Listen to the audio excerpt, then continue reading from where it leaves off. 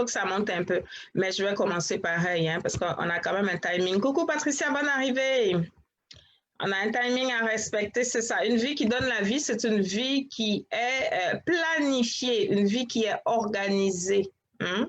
Donc, on sait que il va falloir qu'on va à autre chose tantôt, donc c'est bon de tenir un peu notre créneau horaire.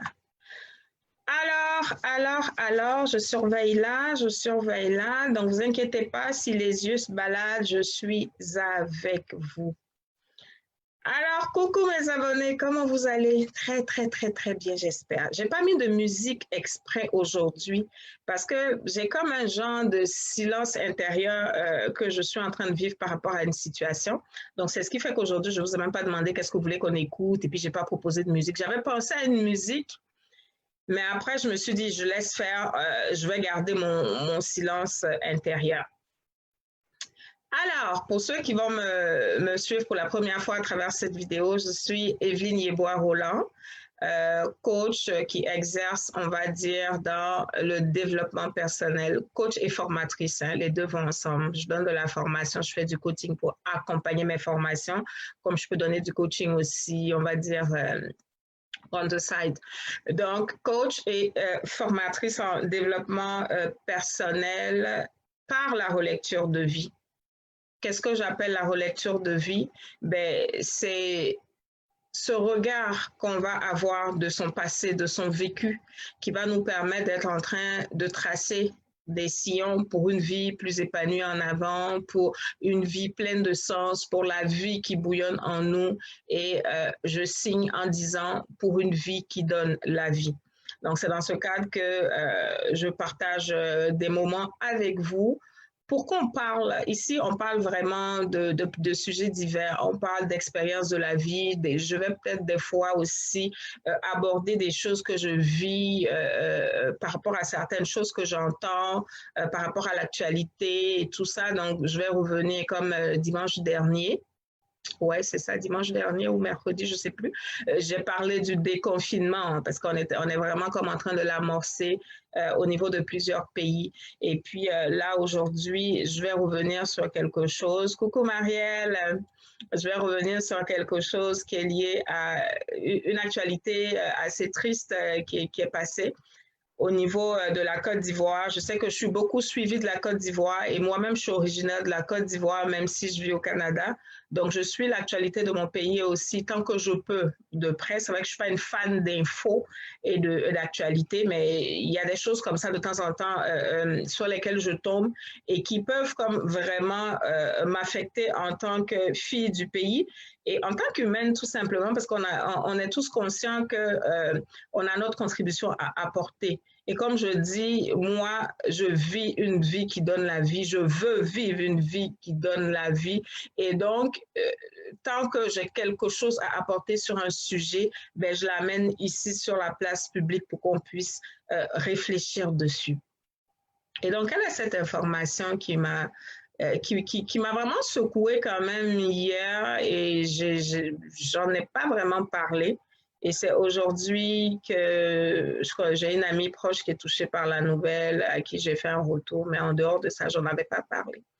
Donc, pour commencer, je vais vraiment présenter mes condoléances, on va dire aux Ivoiriens, à la famille de ces personnes qui sont décédées de façon tragique hier dans un accident. Mais vraiment, c'est difficile. Je regarde les publications et c'est difficile. Donc, c'est, comme on dit chez nous, c'est vraiment Yako.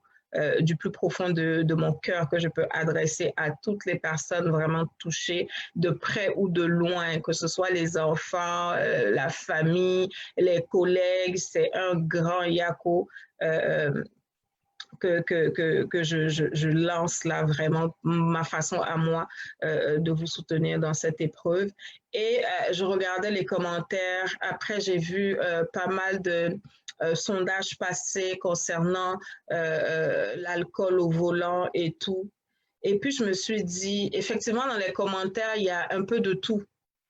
Et moi, vu que par rapport à la relecture de vie, qui est vraiment ce mode de vie que j'ai décidé d'adopter et que je partage dans mes formations et dans mes coachings, je me suis dit, mais c'est quoi ma responsabilité dans cette histoire, même si je ne suis pas touchée, on va dire, de très près. Un accident, ça peut arriver à tout le monde.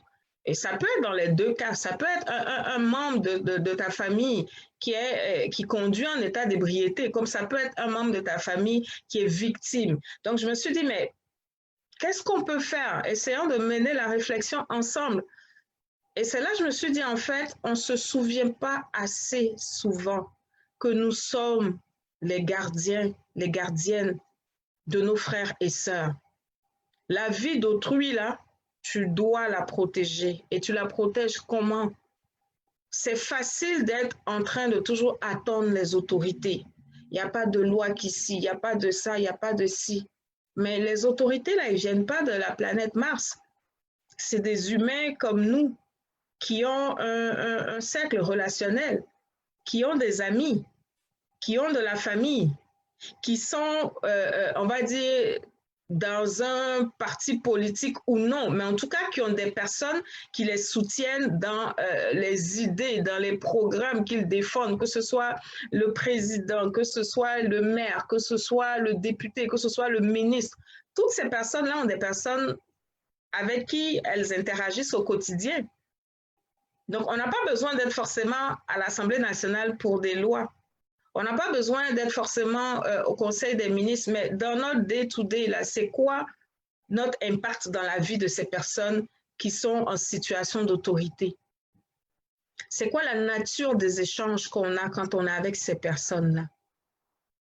Comment on peut être en train d'influencer ces personnes-là, même si ce sont elles qui sont en position d'autorité? N'oublions pas qu'elles sont au service du peuple. Et quels que soient les manquements qu'on pourra constater, qu'est-ce que nous, en tant que, on va dire, conscience, on peut aller susciter comme questionnement à leur niveau? Qu'est-ce qu'on est capable d'apporter à un homme politique qu'on connaît pour que sa façon de penser, pour que sa façon de gouverner soit impactée par notre personne, par nos valeurs? Parce que le travail d'éducation, on a à le faire tous et toutes, à quelque niveau que ce soit. On peut être une vendeuse au marché, mais ces personnes-là, des fois, ça va leur arriver d'aller faire des courses ou d'avoir leur, on va dire quoi, leur vendeuse habituelle ou leur coiffeur habituel. C'est-à-dire ces personnes-là ne vivent pas en vase clos.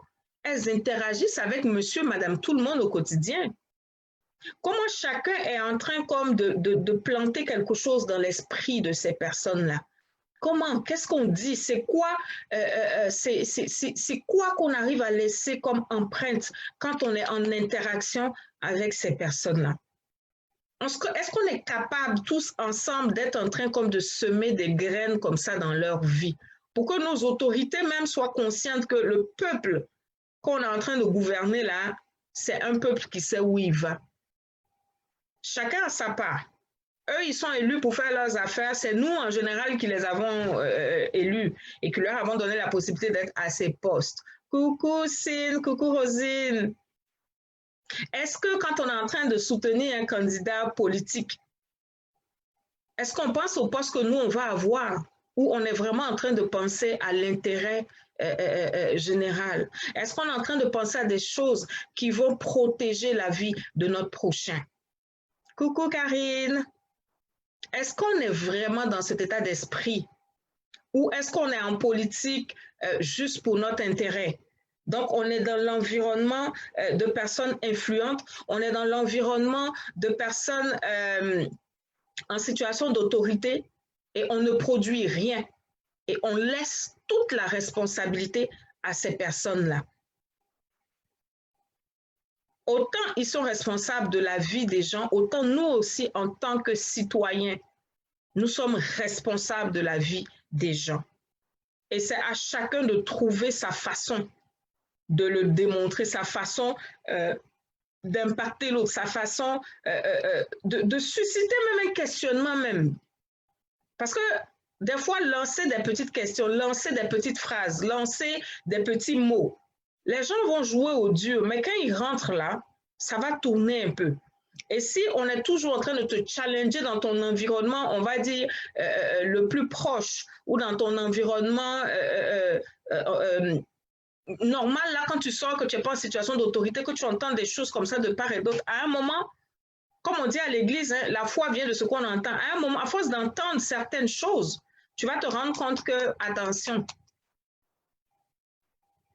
on va aborder la question, on va dire même au plan familial, c'est quoi l'éducation qu'on donne à nos enfants? C'est quoi l'éducation qu'on continue d'apporter à nos frères et sœurs? Tu es dans la maison, ton enfant sort, il rentre en état d'ébriété. On va dire grâce à Dieu, tout s'est bien passé. Il a réussi à conduire pour arriver, ou elle a réussi à conduire pour arriver. Il n'y a pas eu d'accident, mais il n'y a aucune prise de conscience après. Il n'y a aucun échange pour sensibiliser l'autre. Le faire à l'échelle de la famille, là, on n'a pas besoin d'attendre un gouvernement pour le faire. On n'a pas besoin d'attendre une ONG pour le faire. On peut tous être déjà, quand on constate des affaires, de prendre position. Tu es propriétaire d'un maquis, tu es propriétaire d'un bar, tu es propriétaire d'un restaurant, tu es propriétaire de... On peut quand même avoir un regard, même si on va dire les lois ne sont pas aussi sévères, on n'est pas peut-être pas encore rendu là, même si les lois ne sont pas aussi sévères en matière d'alcool au volant dans certains pays. Je pense qu'il y a des petites choses qu'on peut comme nous-mêmes être en train de faire sans être en train d'attendre que ce soit encadré par des lois, juste par civisme. Et même si on ne veut pas être dans ça, juste pour l'amour de son prochain. Parce qu'on ne sait pas, ça sera le tour de qui la prochaine fois. On a eu assez de martyrs dans des situations comme ça. On sait qu'on va tous mourir, il n'y a personne qui va rester. Mais quand même, la façon de partir là aussi, c'est fort. La façon de partir là aussi, c'est tragique. Et ce n'est pas la peine d'aller chercher Dieu pour dire où est Dieu. Entre nous là, faisons ce qui relève de nous pour prendre soin de la vie. Dieu fera sa part. Sinon, on a fini pour nous, là. Qu'on a encore des choses, à ce moment, on peut être en train d'accuser le ciel. Mais pour le moment, là, il y a des choses qu'on peut faire. Pour nous qui sommes à l'extérieur, on voit des choses qui se font ici qui sont bien. Ce n'est pas parce que c'est encadré ici qu'il y a des lois, qu'il y a pas des accidents pareils. Ça peut arriver, mais il y en a moins. Parce que tu as tout un système autour pour dissuader, pour encadrer. Mais quand tu vis à l'extérieur, que tu rentres au pays, ou bien même quand tu es à l'extérieur, que tu as la possibilité d'être en train d'agir pour ton pays, mais c'est autant de projets qui peuvent être déployés. Ça peut être une ONG, qu'est-ce qu'on peut faire? Mais faisons quelque chose. On ne va pas être toujours dans l'émotion quand la nouvelle tombe, toutes sortes de commentaires, on est triste, on est endeuillé, et puis après, on oublie. Ça ne change rien dans nos attitudes du quotidien. Ça ne change rien dans nos messages. On continue de prendre le volant dans un certain état. On n'en parle pas. On voit, on ne dit rien. Mais on est tous complices à la fin. On est tous complices.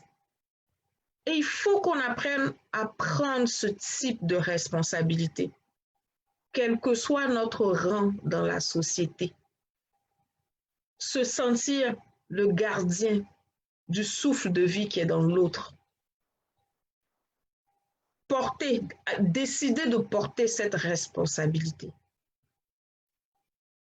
Décider d'être au quotidien en train de militer pour la vie. Une vie qui donne la vie, c'est tout ça. Ne rien dire des fois, c'est une façon de tuer. Ne rien faire, des fois, c'est une façon de tuer. On ne tue pas parce qu'on a, on a une arme ou quelque chose. Des fois, le silence est un silence très complice. On a vu des choses, on n'a rien dit. Comment tu te sens quand tu laisses quelqu'un aller prendre le volant, connaissant sa situation? Et que tu apprends ce genre de nouvelles après?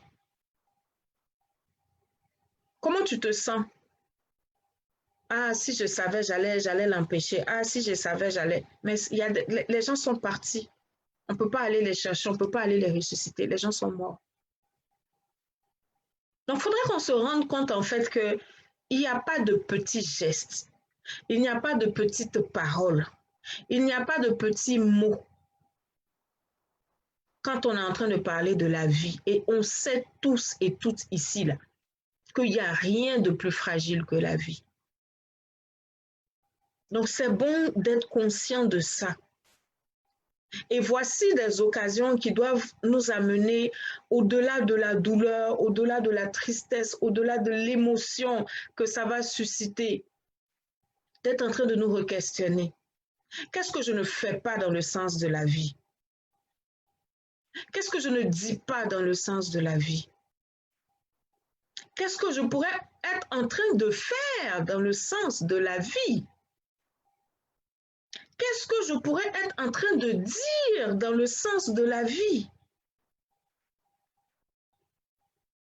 Quelle est ma façon de donner la vie?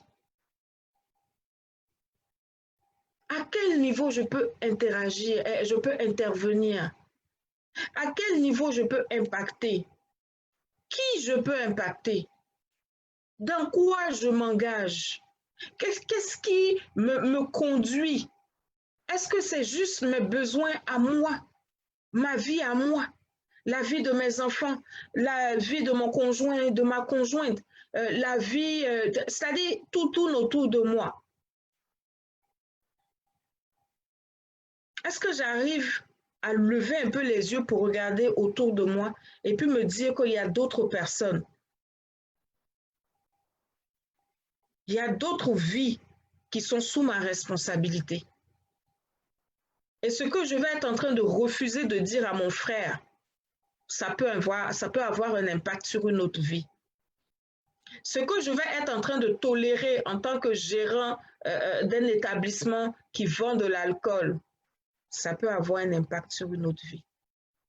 Ce que je vais être en train de faire en tant que, on va dire quoi, en tant que même garagiste, parce que peut-être je n'ai pas bien réparé l'auto, il y a une pièce qui n'est pas bien, truc et tout, ça a un impact sur une vie. Que tout ce que je fais là, ça a des conséquences sur d'autres vies. Il n'y a pas de petits métiers, il n'y a pas de petits postes, il n'y a pas de gens moins importants. Tout le monde est important.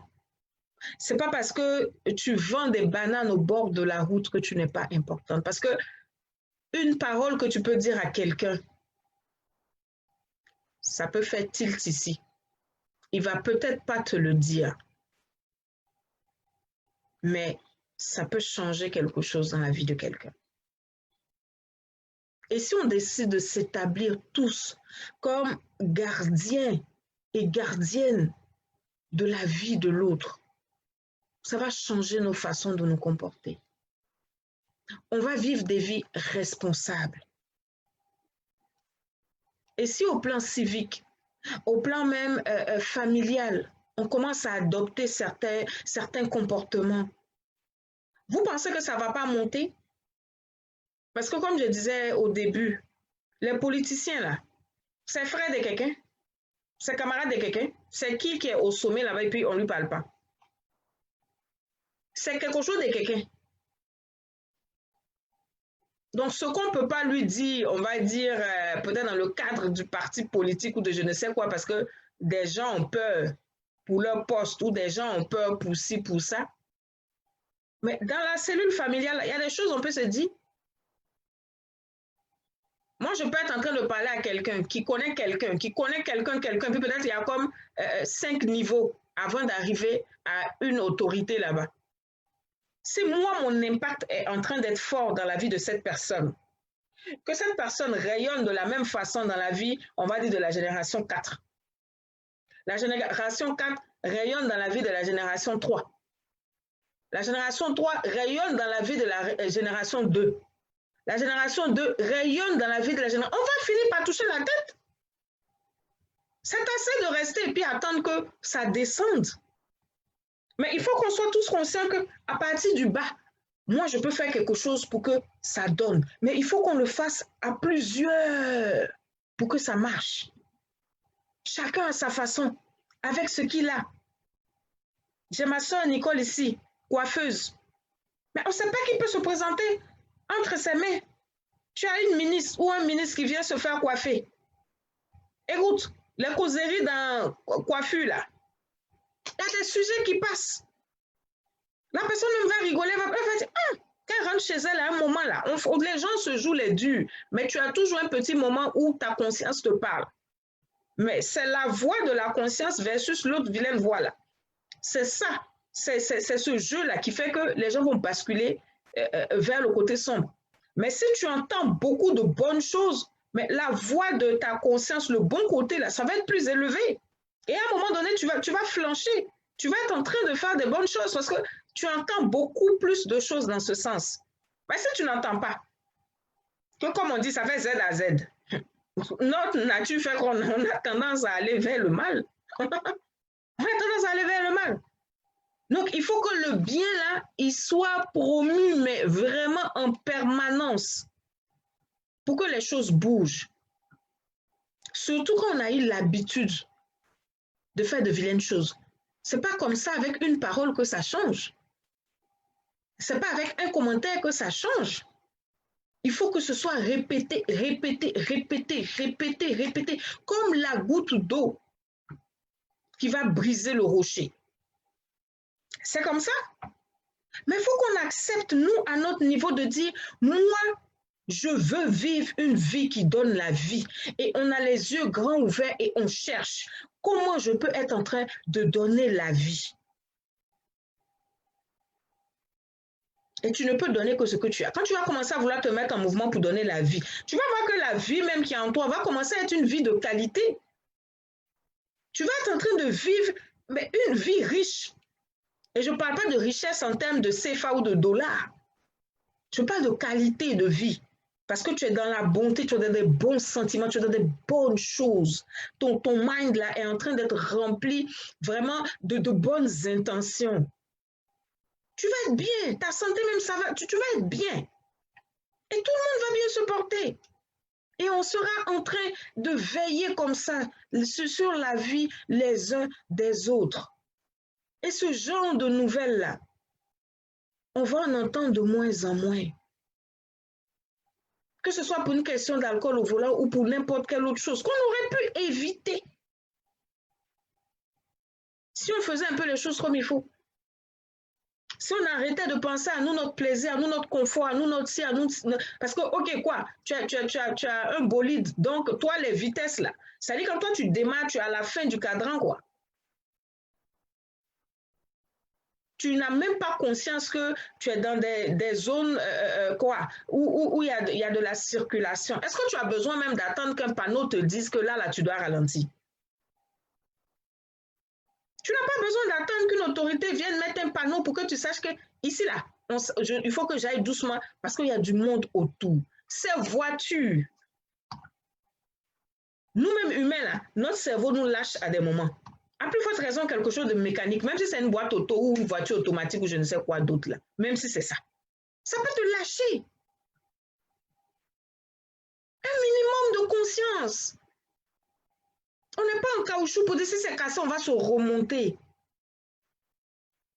Tu fais quelque chose, des fois la personne peut vivre, mais tu vas la mocher, puis pour le reste de sa vie, la personne a un problème de mobilité.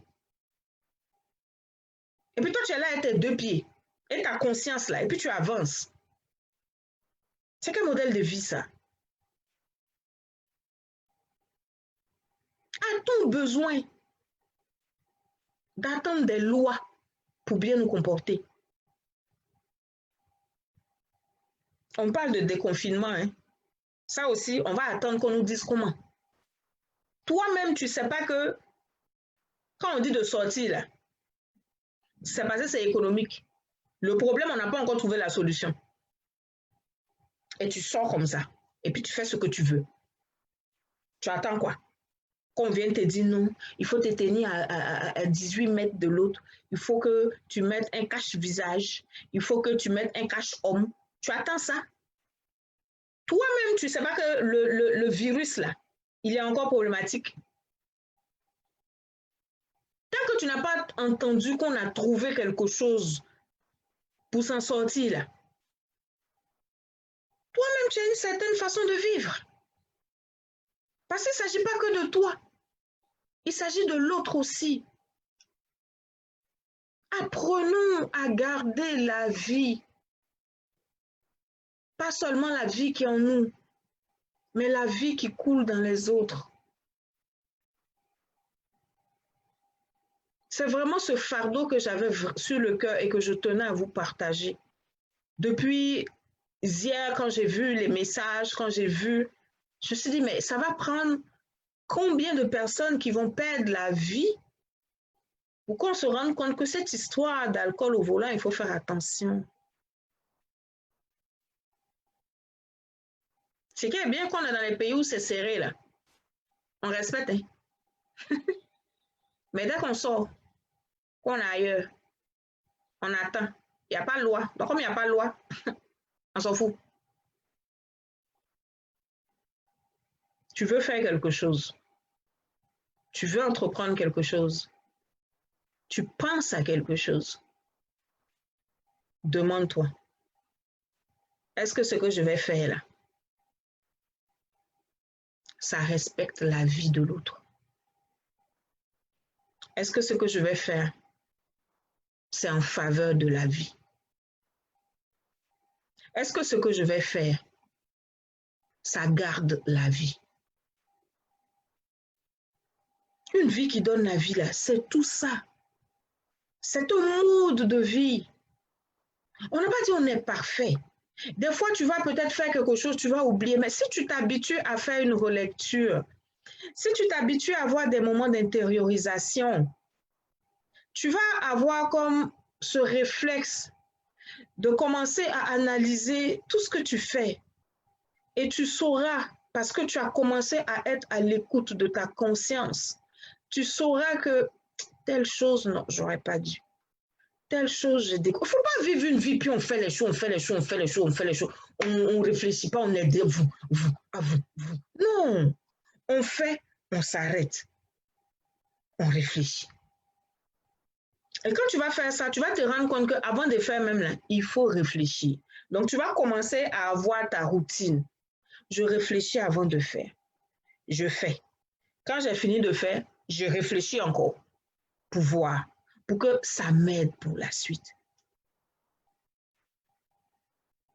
Apprenons à respecter la vie. Si tu ne respectes pas la vie, là, la vie ne va pas te respecter. Hein. Il y a des gens de loi de la nature, là, où il y a une certaine réciprocité dans les choses. Tu ne respectes pas la vie ne va pas te respecter. Tu n'aimes pas la vie ne va pas t'aimer. Tu n'aimes pas l'homme ne va pas t'aimer.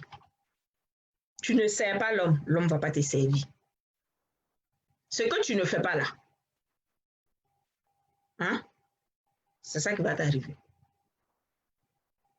Parce que quelque chose que tu ne peux pas donner, il ne faut pas t'attendre à ce que quelqu'un te donne.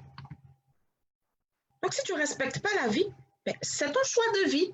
Mais ne sois pas surpris que la vie aussi ne te respecte pas. Nous autres qui avons choisi de respecter la vie, on va faire ce qu'on peut. On va apporter ce qu'on peut. Moi, c'est au travers des partages qu'on a, comme Lala. C'est au travers des formations pour aider des femmes à se reprendre en main, à reprendre le contrôle de leur vie, à se sentir mieux dans leur peau de femme, à se sentir ce que je peux faire. C'est-à-dire tous les sujets qui vont être comme des fardeaux pour moi, je vais travailler dessus pour aider les gens à être des meilleures personnes, pour aider les gens à déployer leur potentiel, pour aider les gens à impacter leur milieu. Ça, c'est ma façon de donner la vie. Dans mon quotidien, je fais attention aussi. Je m'auto-check. Je n'attends pas des approbations ou des regards extérieurs. Parce que je vous l'ai déjà dit, une de mes clés de vie, là, c'est la responsabilité. Il y a longtemps, je n'ai pas pris mes responsabilités concernant ma propre vie. Il y a beaucoup de choses, quand c'est compliqué, je ne parle pas, je laisse et puis je me faufile. Dans ma propre vie, je me faufilais. Mais j'ai décidé de prendre le contrôle de ma vie. J'ai décidé de vivre ma vie en toute responsabilité. Donc, je vais me chercher des fardeaux parce que je ne me vois plus comme une personne qui vit pour elle et sa famille. Je me vois comme une personne qui vit pour le monde. Donc, il y a des choses, quand ça va arriver à moi, quand ça va tomber sous mes yeux, je ne peux plus le regarder comme juste l'actualité qui passe. Je lis, oh, Yako! Et puis vous, non. Je vais m'arrêter et puis je vais regarder. Qu'est-ce que je peux faire? Qu'est-ce que je peux dire? Mais pourquoi ça arrive? Une parole que je vais dire ici, là, ça peut aider quelqu'un à être en train de faire quelque chose. Je vous ai déjà dit, quand on fait la relecture de vie, là, ça nous permet de comprendre notre histoire. Quand tu fais face à certaines choses, c'est pour que tu fasses quelque chose, pour que ça change, pour que d'autres personnes ne le vivent pas. Tu as déjà perdu des personnes dans les mêmes circonstances, les mêmes affaires d'alcool au volant. Tu as déjà eu une connaissance ou un parent qui a conduit en état d'ébriété et qui a causé des morts, ou même qui a eu un accident, peut-être s'en est sorti. C'est-à-dire, à un moment ou à un autre, tu as été touché de près par cet événement. Quand on fait la relecture de vie, on apprend qu'il n'y a rien qui nous arrive pour rien. Quand quelque chose nous arrive, c'est qu'on a quelque chose à faire dedans, c'est qu'on doit agir. Quelle est ta façon d'agir vis-à-vis de ça? Quelle est ta façon d'agir vis-à-vis de cette épreuve que tu vis? Quelle est ta façon d'agir? Comment toi tu veux donner la vie? Chacun a sa façon de donner la vie, dépendamment de son histoire, dépendamment de ses talents, dépendamment de son potentiel. Comment toi tu as décidé de donner la vie? Comment toi tu as décidé de garder la vie? Comment toi tu as décidé de protéger la vie? Comment? Prends le temps d'y réfléchir et accepte accepte que tu fais partie des acteurs là. Ne te vois pas comme quelqu'un qui ne peut rien apporter dans ce monde. Vois-toi comme quelqu'un qui peut. Quelqu'un qui a une responsabilité. Et tu n'as pas besoin d'être à la tête d'un pays pour ça. Tu n'as pas besoin d'être chef de village pour ça. Tu n'as pas besoin d'être maire pour ça. Tu n'as pas besoin d'être dans un, comment on appelle ça? Dans un conseil de je ne sais quoi. Non, c'est dans ton day-to-day. Qu'est-ce que tu dis autour de toi? Si tu as des enfants, qu'est-ce que tu dis à tes enfants? Tu as des frères et sœurs, qu'est-ce que tu dis à tes frères et sœurs? À tes amis, qu'est-ce que tu dis? C'est-à-dire, à un moment, les gens qui mènent des vies qui ne donnent pas la vie, là, ils ne doivent pas trop aimer ta compagnie. Parce que tu vas les ramener sur le chemin. Ils vont te dire, mais celle-là, si on va là, on sait déjà ce qu'elle va nous dire. On doit être capable d'imaginer que toi, là, tu es là pour donner la vie. Donc, quand les gens ont des projets machiavéliques, eux-mêmes, ils freinent. Ils ne viennent pas vers toi. Parce qu'ils savent ce que tu vas répondre. Ils savent ce que tu vas leur dire. Ils savent quel est le conseil que tu vas leur donner. Et seulement les gens qui auront vraiment envie de changer viendront vers toi. Les autres, là, un jour, continuent de parler. Un jour, ça va les atteindre. Un jour, ça va les toucher. Mais toi qui es là, qui me suis, parce que si tu me suis, ça fait quelques mois, hein, c'est pas vieux, ça fait quelques mois que je suis là. Tu entends souvent que je parle d'une vie qui donne la vie. Tu l'entends souvent. Donc, si tu es là, ou si tu écoutes ma vidéo, si tu regardes ma vidéo, si tu reviens dessus, si tu vas checker sur ma page et que tu écoutes mes messages, c'est que ce que je dis là, ça t'intéresse. C'est que tu as choisi de vivre une vie qui donne la vie. Donc, accepte de passer à l'acte. accepte de joindre vraiment l'acte à la parole, pour ne pas dire l'acte aux écoutes ou au visionnement vidéo. Il y a beaucoup, chacun vient avec son message sur la toile, chacun parle. Mais depuis que tu écoutes les vidéos, là, quelle action tu as décidé de prendre pour donner la vie? Depuis que je parle de la vie qui donne la vie, là, qu'est-ce que toi, tu as décidé de faire pour protéger la vie? C'est vrai que c'est l'accident d'hier à Abidjan, en Côte d'Ivoire, qui m'a remis encore dans cette émotion et puis qui fait que je suis en train de te donner ce sujet d'être le gardien, d'être la gardienne de la vie de ton frère, de la vie de ta sœur, de ton prochain, parce que tu n'as pas besoin de connaître la personne. Dès que c'est un humain, c'est ton frère en humanité. Tu te dois de protéger sa vie. Qu'est-ce que tu as décidé de faire pour protéger la vie? Si tu n'es pas touché par la cause de l'alcool au volant, parce que ça peut être, on va dire, une compassion très passagère, parce que peut-être toi, tu as un autre combat à mener, parce qu'on ne va pas être tous en train de faire les mêmes choses. Il y a des personnes qui vont se lever pour ce combat-là. Mais toi, tu as décidé de te lever pourquoi? Tu as décidé de mettre ton potentiel au service de quoi? Tu as décidé d'employer ta vie à quoi? Comment tu veux donner la vie? Je te laisse vraiment avec cette réflexion. Mais sache que si tu es là, sur ma page, que tu m'écoutes, que tu me suis régulièrement, que tu te sens, tu ne sais même pas pourquoi, tu te sens attiré par le message, ou bien tu te sens attiré par ma personne pour venir comme regarder, écouter. C'est que tu es quelqu'un qui doit donner la vie. Si tu as quelque chose qui t'amène vers moi, là, je te confirme que tu es quelqu'un qui doit vivre une vie qui donne la vie. Donc, mets-toi en mouvement par rapport à ça et commence à voir quelle qualité de vie tu peux mener. Tu n'as pas besoin que quelqu'un t'encourage. Tu n'as pas besoin que quelqu'un te reconnaisse dans ce rôle. C'est dans ton cœur que tu l'acceptes et que tu commences à le déployer autour de toi. Dans tes relations, dans ta façon même déjà de penser, dans ta façon de t'exprimer, dans les actions que tu prends, dans ton entourage familial, professionnel, social. Commence à semer la vie. Accepte de vivre une vie qui donne la vie. Parce que tu es le gardien de la vie de ton frère. Parce que tu es la gardienne de la vie de ton frère.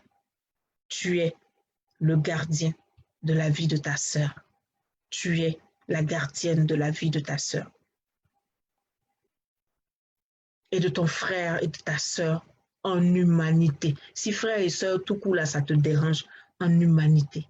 Humain, quand tu vois un humain là, tu es responsable de sa vie. Dès que tu vois un humain, tu le connais pas, tu es responsable de sa vie. Donc, mène des actions dans ce sens. Fais des choses dans ce sens. Je t'en supplie. Vis une vie qui donne la vie.